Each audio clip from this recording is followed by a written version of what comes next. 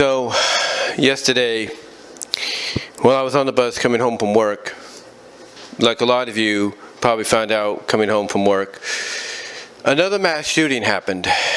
And this one is considered the second biggest one, from an elementary school perspective in the history of the country.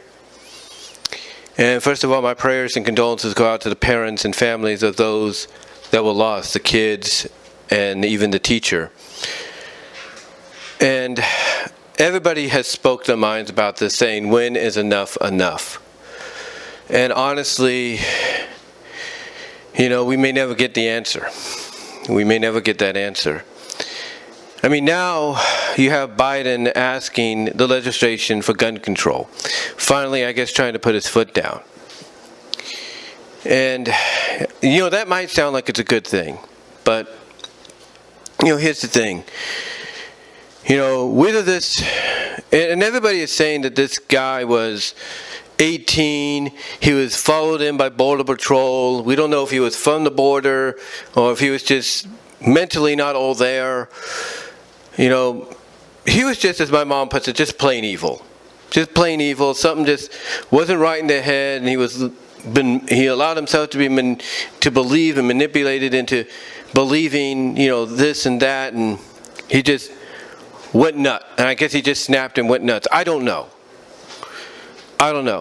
It's a mental thing. We know that. And I get some people are going to come out and they're going to blame video games again. Mostly the first-person shooters. And they have a right to do that because from a mental capacity, if you don't understand the differences between what's fictional and what's real, you're going to get confused, especially if you have a mental disorder. And this is why I I believe what they should do is not just put an M rating on there, but they should also put an M plus rating. The plus being basically that not only do you have to be a certain age to buy the game, but you also have to be of mental sanity. That's what you need to be. And if that means asking the person that's buying the game, are you buying it for yourself? Or are you buying it for a friend or a family member like a son or whatever, or a daughter? And you say yes to one of the other options, and then they say, well, is this daughter or son sane? Are they mentally capable of playing this game without issue? And and I know parents or whoever buys it for them probably won't want to answer, but if it comes down to that and something like this has to be done, then they're going to probably have to say, well, yes, they are mentally capable of doing that. And they'll say, okay, fine, I'll take you, okay, fine, that's good, and everything. Or they may have to bring the person in that's buying the game. Or they're buying the game for saying, okay, this person does look sane, all right, fine, no problem.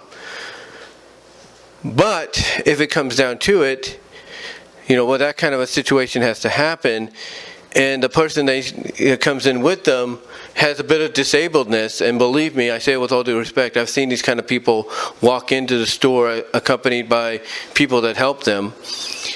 If somebody is in that condition, and the person buying the game for them has to gets questioned of, are they buying it for themselves or somebody else? And they're either going to say, well, I'm buying it for myself, which would grow suspicion, or they may have to be truthful and say, well, I'm buying it for them. That sale could get refused and say, well, I can't let you buy this because he might get confused, or he or she might get confused.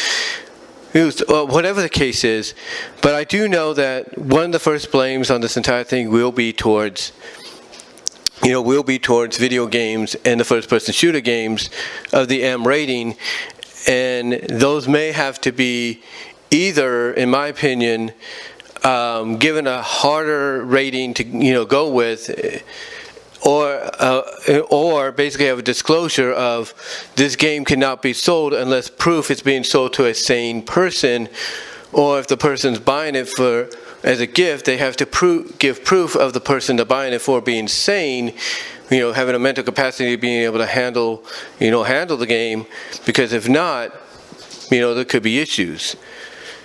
Now, I'm not saying they're going to come out, I'm not saying they're going to come outright and blame video games. I'm not saying that. But that will be one of the first areas they go to. Some will come out and say it's a hate crime, based on the fact that the person, even though his name sounds like it's not Americanized or anything, sounds like it could be from across the border, he's basically depicted as white, basically his picture, the picture of him is white, and it definitely has been described by others as being a hate crime. But the question is, again, when is enough enough? And like I said, we may not know the answer to that. And whether or not this was a hate crime, which is being looked at the most, whether this was something that just happened because the person mentally is evil, or mentally, wasn't all there in the membrane, as the word would go, and maybe they got confused and everything, and they had access to a game that was a first-person shooter that, messed with them. I don't know. We may never know the answer. But again, everything is targeting towards the racist situation. And like I said, Biden now is asking legislation for gun control. And what's funny is my mom would tell me that none of this happened when Trump was in office. Well, she has a right to her opinion. But the thing is, these kind of shootings did happen when he was in office. Maybe not as much as it's been happening since Biden's been in office, but yes, they did happen when Trump was in office. And I think the reason she brings that up is because she noticed that as soon as they would happen under Trump's regime, that he would take immediate action. And now suddenly, I guess we're seeing Biden doing the same thing, or at least trying to do the same thing. But let's be honest about why Biden's doing it. Why Biden's finally taking issue with it. And I think we all know the reason why. Whether we want to admit it or not, we all know the reason why he's taking immediate issue with this. It's not because it's a tragedy and it needs to stop. It does. But he's doing it to save his own neck. Let's be honest. And I'm not trying to turn this into a political thing, but the people in Washington will. Mostly, people behind Biden, to keep him in office, will turn it into a political thing to save his neck. Because they know that if he doesn't come out and say something about it, try to get something done about it, people are going to start slowly seeing more, well, not slowly because they already are, but people more so are going to start seeing through, the falseness of this presidency. They're going to start seeing more and more of the fact that this guy is not exactly who he said to be. Like, something is not right. Somebody else is pulling the strings. And over time, people will start noticing more and more about that as we approach the 2024 campaign. If there's one thing people do worry about when it comes to 2022 and the elections here for state governors, U.S. Congress, Senate, U.S. Congress, House of Representatives, and all that, the one thing that a lot of people that are Democratical are worried about is those that are Republican getting into office as governors, lieutenant governors, state Senate, U.S. Senate, state House, U.S. House, getting into office and either evening out the seats there along with the Democrats and Independents, or maybe slightly outnumbering the Democrats and Independents, thus having more of a say about what goes on. And the reason they're worried about that is because there's a good chance that those Republicans that could get in, one of the first actions they'll do is to do a background check into Biden. To do a background check into him, probably do what's the word I'm looking for? A reissuing, I guess. Well, not a reissuing, but another look at the election results. Basically do what they did before, to try to see whether or not Biden did win fair and square or somebody tampered with the election. They'll do that. That's one of the first things people are worried that they'll do. Or if not, they'll find ways to basically see and point out inconsistencies, incompetentness by Biden, And by pointing some of these all out, they're going to say, you know what, he's not fit. We got to get him out. And they may impeach him. Not because of anything he's done, in the past, like, they tried to do with Trump, but mainly because, mentally, physically, he can't do it. Mentally and physically, he can't do it. Now, does that open the door for Kamala Harris to step in and become president? Absolutely. But should that happen, they're going to do the same thing with her. And once she's done, Pelosi will step in. They'll do the same thing with her. It will be a no-win situation in the eyes of a lot of people that support democratically. It'll be a no-win situation. That is why, as shameful as it sounds, why this whole situation is going to become political in Washington. Because it's to save Biden's neck and to throw people off the scent in, as many people would point out, as something, screwy going on behind the scenes. Now, look, I'm not saying anything screwy is happening, but a lot of people will point out and, and share and compare the differences, like my mom shared with me last night. That things, were less likely, things like this were less likely to happen under Trump's regime than they are right now with Biden. And that the only reason now he's calling for gun control towards the legislation is because this is basically one way for him to save his butt. One way to save his neck. His team knows that if he doesn't start doing stuff in this manner, even if it's stuff that basically is against what they originally brought him into office for, originally they wanted him in office for, they know that the only way they're going to save his butt to stay in the office, for maybe another term, is to make decisions like this. As well as to potentially prevent a possible impeachment, is to have him make decisions like this. And they know, like I said earlier, that if what people are speculating and projecting to be a possibility beginning next year, happens, that everything I just mentioned of him possibly going into an impeachment, possibly not having a chance at a re-election, could all come to pass, and they don't want that. Which is why, shamefully, this will be turned into a political issue, when the issue should have been taken care of a long time ago. The issue should have been taken care of a long time ago. And again, what it's going to come down to, if it's always addressed as a mental disorder for the people that do this, what it's going to come down to is this. Anybody that wants to buy a gun and everything, anybody that wants to buy a gun and all that, or a rifle, or whatever the case may be, not only are they going to have to be giving proof of age and everything, and maybe even show, hey, I have a license to get this, but they may also have to provide proof of whether or not they have somebody in the house that mentally is incapacitated.